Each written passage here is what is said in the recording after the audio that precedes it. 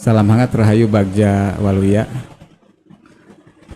Para pemirsa, kita ketemu lagi nih dengan Kang Alfi ini, tokoh muda. Jadi muda-muda ini sudah jadi pemangku satu desa itu di bahkan bukan itu saja. Jadi kalau ngobrol dengan Kang Alfi itu ya kita harus keep the focus nih, mana dulu nih, mau seni karena beliau juga musisi begitu, mau masalah hukum karena beliau juga praktisi, atau mau ya diskusi panjang tentang narasi-narasi intelektual gitu karena dia juga akademisi sebagai dosen gitu, dan sebagai ini yang penting nih, langsung memangku kepala desa gitu di Desa Mandala Mekar, Kecamatan Jatiwaras ya. Dan baru-baru ini sudah melenggang juga nih ke kancah nasional kan. Ada event Paralegal Justice Award gitu ya. Desa itu masuk ke kancah nasional dan di sana dijajal tentang hukum gitu. Persoalan hukum yang bukan persoalan sederhana, Kang Alfi. Itu gimana ceritanya tuh? Alhamdulillah, Wilujeng Wengi, alhamdulillah, terima kasih ya Kang Dudi. Saya juga merasa tersanjung malam ini bisa sesarengan sareng suhu ya untuk urusan Suhunan jurnalisme. Ya, alhamdulillah. Jadi memang betul Kang, seminggu yang lalu barangkali hari Selasa itu awal mula daripada event yang disebut Paralegal Justice Award. Saya barangkali terpilih atau lolos di tingkat provinsi di antara 351 desa, barangkali terus mungkin dari kota juga entah ada yang mengikuti atau tidak ya, tapi yang jelas dari kota kabupaten itu kalau teman-teman dari kota kabupaten lain ada, dari kotanya ada misalkan, dari kabupatennya mungkin ada 2, bahkan ada yang ada 3 misalkan. Saya dari sini cuma saya di sana tuh nggak ada teman kalau dari Tasik kemarin Kang. Nah alhamdulillah tersanjung juga gitu kan ketika ada telepon saat itu saya masih naik motor butut di Padayungan, ini harus daftar ulang katanya. Kenapa? Oh masuk katanya, lolos Pak Alfi ya. Saya daftar ulang, terus pergi ke Jakarta pakai bis. Saya juga lupa lagi di mana turunnya gitu kan. Pada saat itu malah ke terminal Depok, jadi malah jauh kan. Ternyata itu BPSDM itu adanya di Cinere, deket. Kalau dulu mah Kang lihat film Sidul, Gandul, nah di situ. Nah, alhamdulillah saya bisa ikut event tersebut, dan hari pertama kita dibawa ke Mahkamah Agung, dibawa ke kantor DPR atau dibawa ke gedung rakyat di sana, diterima bahkan di ruangan yang spesial gitu kan, tempat presiden melantik. Di Mahkamah Agung juga masuk ke ruangan-ruangan yang tidak biasa sembarang orang masuk. Nah, sudah mulai ada perbincangan hangat Kang di Mahkamah Agung, di mana saya suka rada terpancing ya, saya langsung unjuk tangan pada saat itu Hakim Agung memberikan materi gitu, karena judul Paralegal Award itu adalah para atau orang-orang yang mempunyai kemampuan hukum gitu kan, tapi bukan advokat gitu kan, tidak tercatat bukan advokat, untuk bagaimana menyelesaikan permasalahan-permasalahan di tingkat bawah. Ya, itu satu ya. Terus kedua, dengan munculnya peraturan-peraturan Mahkamah Agung, peraturan Kapolri, peraturan Kejaksaan yang menguatkan payung hukumnya, menguatkan bagaimana penyelesaian di tingkat bawah atau istilahnya restorasi justice. Nah, ini kan sebetulnya budaya lama kalau di desa kan. Ya. Tapi hari ini dikuatkan dengan payung hukum tersebut. Ya. Dan alhamdulillahnya distimulasi dengan event ini. Nah, ini ya yang jadi catatan buat saya, makanya ini event keren sekali gitu kan. Nah, akan tetapi ya saya sedikit mengkritisi atau harus dievaluasinya itu adalah satu, mungkin karena ini hanya stimulasi saja, ini juga harus dikuatkan dengan program nanti penyadaran atau pemahaman atau edukasi kepada tiap para kepala desa, bukan hanya yang ikut event saja, agar memang perkara-perkara hukum itu bisa diselesaikan di tingkat bawah dan tidak menimbulkan Buntut atau high cost panjang, ya.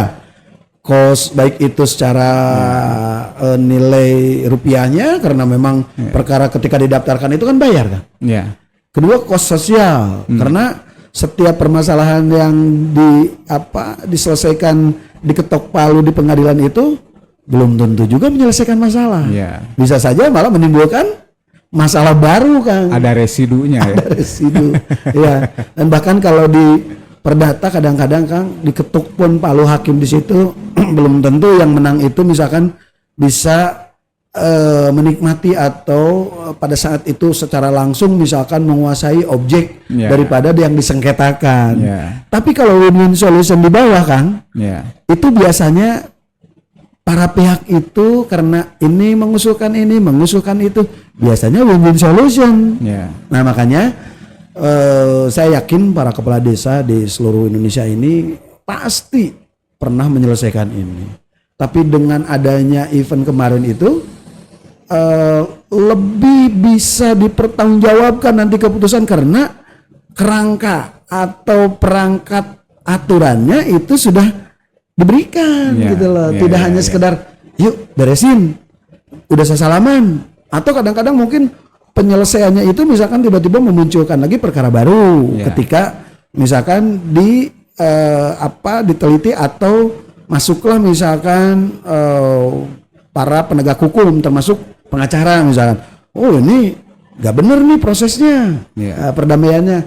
Nah itu Kang, jadi keren sekali gitu kan. Tapi yang saya perlu sampaikan juga ke para pihak, terutama Mahkamah Agung, Badan Penyuluhan Hukum atau BPHN ya nasional, terus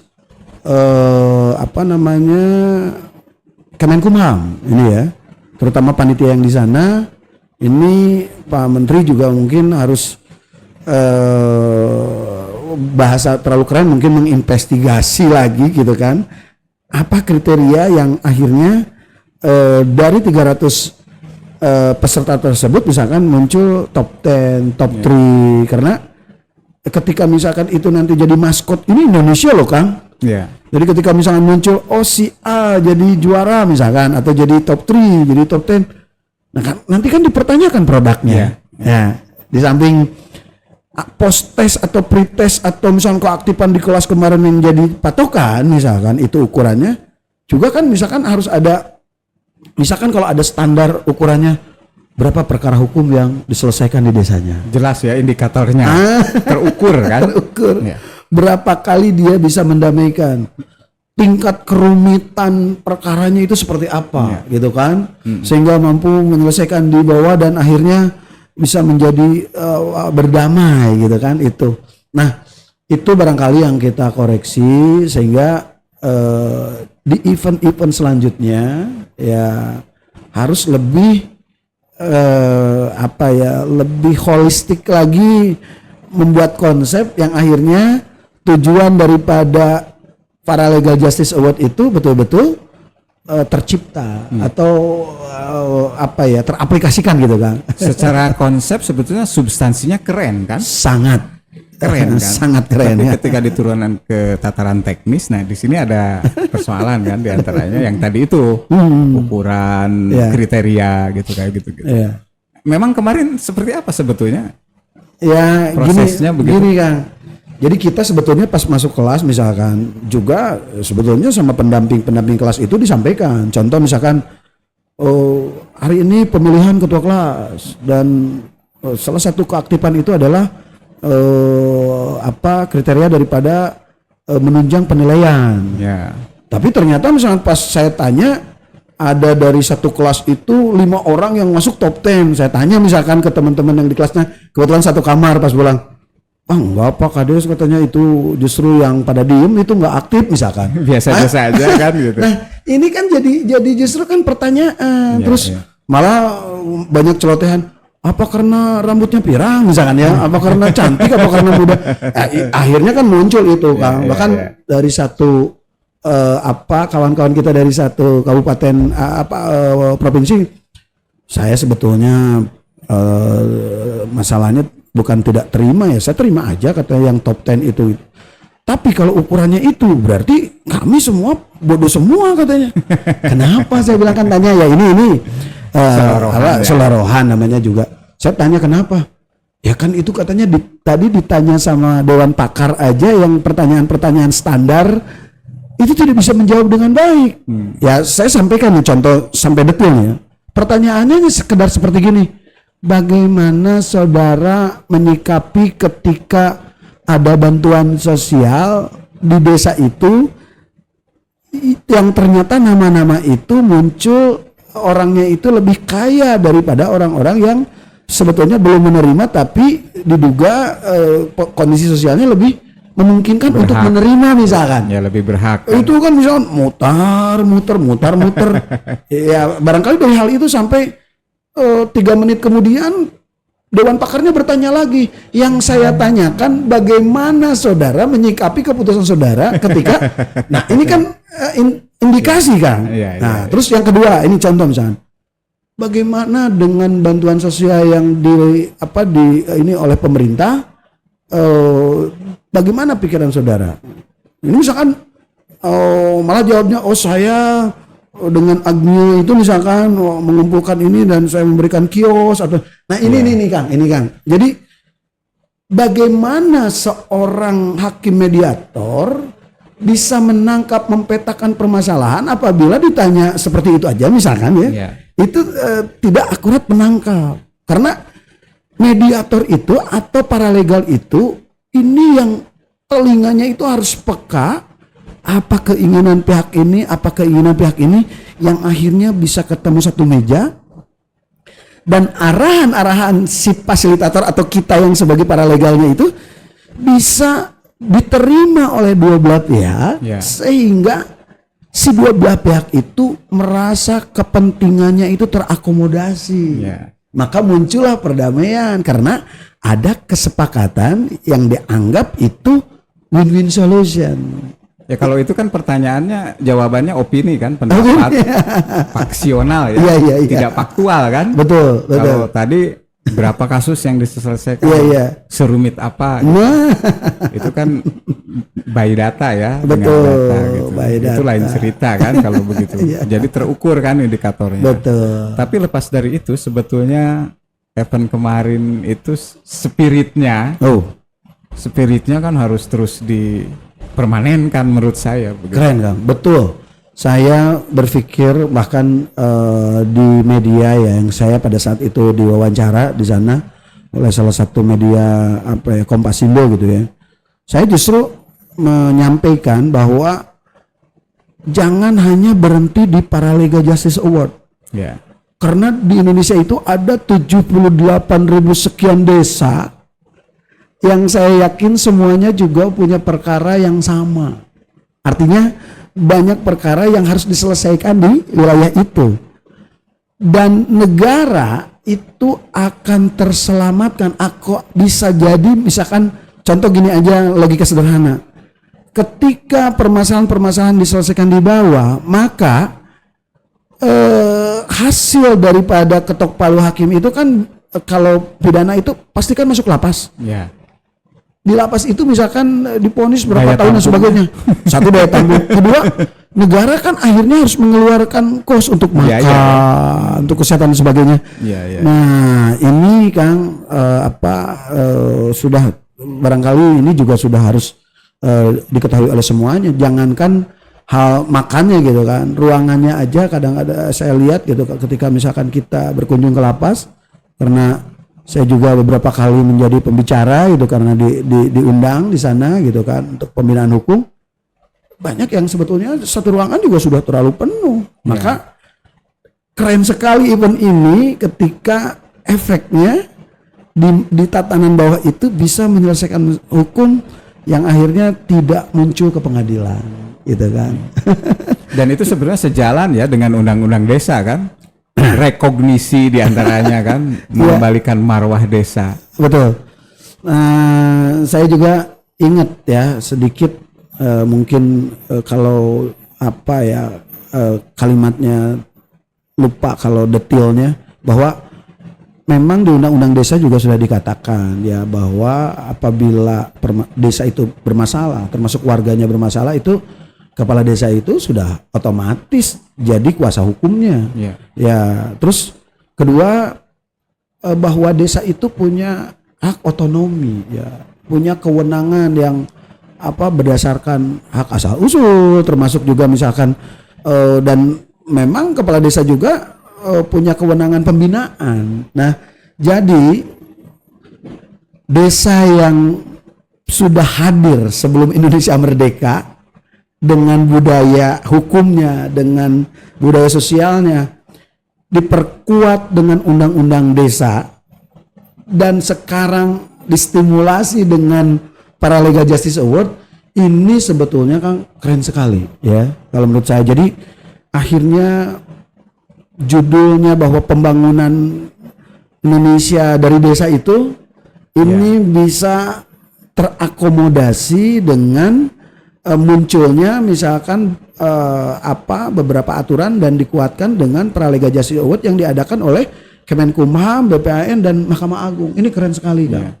Menguatkan lagi gitu. Sejalan kan. Iya, sejalan. Dan itu ya secara tidak langsung mengembalikan itu asal usul desa itu ya. Betul. Kembali rekognisi kan. Betul. Jadi kalau zaman dulu juga kita ingat ya Kang, lagi kecil kalau memang di desa itu kan kalau apa-apa itu lapor ke kubu. Iya. Iya, cina benturan misalkan antara batas tanah atau apa, ada masalah apanya. Cina engke heula ka kubu. Bahkan kalau dulu istilah panggilan itu sudah terbiasa dipanggil ku desa. Nah, padahal kalau dari sisi hukum kan kepala desa tidak punya kewenangan untuk memanggil, yang punya kewenangan memanggil itu kan penyidik ya, kejaksaan atau kepolisian. Tapi dengan adanya ini sekarang ini mungkin dengan istilah lain mengundang gitu kan. Terus dikumpulkan, desa punya ruangan untuk mediasi, diberikan pemahaman, yang ini diberikan pemahaman. Ya beberapa kali saya juga melakukan itu. Bahkan sampai pulang ke rumahnya, mana lencogna, mana bedogna, mana itunya digunakan gitu kan. Saya ada insting tukang popotretan juga, saya simpen gitu ya beberapa perkara yang seperti itu. Itu terjadi kan, dan betul. Tadinya mah yang satu, kuaing laporkan yo misalkan kayak itu, entong rek naon. Tapi kecuali barangkali karena tujuan hukum juga adalah ketertiban dan keteraturan. Kalau dari semua itu ya artinya tidak bisa diajak berdamai, ya apa boleh buat. Karena tujuan hukum akhirnya. Tapi kalau dengan berdamai di situ lalu tercipta perdamaian, ya syukur gitu kan. Kalau di kampung itu istilahnya dulu itu, hai urang riungkeun kan. Nah, eta teh betul paribasa diriungkeun. Urang riungkeun. Urang riungkeun. Da geus diriungkeun kamari ge. Lamun geus diriungkeun biasanya itu sudah ada penyelesaian permasalahan. Nah, itu Paralega Justice ya itu. Betul. Okay. Kalau hari ini sebetulnya paralega. Jadi dulu itu ada pokrol bambu barangkali ya. Apa ya kalau ke tingkat desa sebelum reformasi mahal ya. Banget ya sebelum reformasi ya. Ada ya pokrol bambu tuh yang bahkan kalau dulu pokrol bambu punya kewenangan sampai ke pengadilan kan mendampingi. Tapi kalau sekarang kan tidak bisa. Paralega Justice Award itu hanya ya masuk ke pengadilan boleh nonton. Jadi tidak duduk di para pihak yang berperkara gitu.